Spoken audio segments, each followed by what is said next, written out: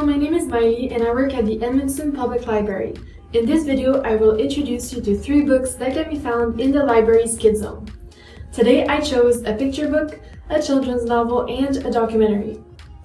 Let's start with the picture book. I chose a book called I Want a Monster. It was written by Elise Grable, a Canadian author and illustrator from Montreal. She has also written A Potato on a Bike, Ada the Cranky Ballerina, and What is a Refugee?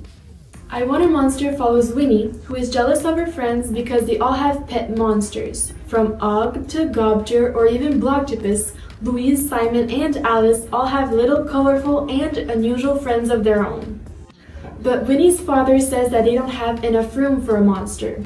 Winnie then tries to convince her father. After some debating, they finally settle on adopting Gus, a red-haired little baby monster. Winnie then goes on to raise her monster. She teaches him tricks and also disciplines him when he does something bad.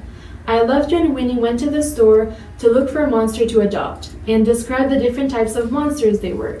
My 2 favorite species were called pooples and gurks. This book is colorful, funny, and surprisingly quite educational. It teaches you the different types of responsibilities a pet owner has. If you like pets or adorable characters, then this book is for you. I give it a 5 out of 5. Next up is the children's novel. The book is called The Doll Maker of Krakow. The author of this book is R.M. Romero, and she lives in Colorado. The Doll Maker of Krakow takes place in Poland in 1939. This book follows the story of Koralina, a living doll, and Cyril, the doll maker.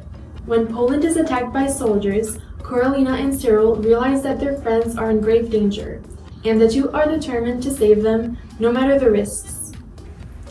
I like that this book is based in a very historically accurate setting, but the fact that the author managed to sprinkle some magic to lighten the mood makes, in my opinion, this book a very good read. It shares a great message on friendship, which is definitely a plus. I give it a 4 out of 5 stars. Lastly, I want to share with you a documentary called The Hello Alice.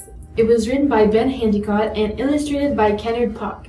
This book travels the world and teaches you greeting phrases in more than 100 languages. The Hello Atlas is separated by continent.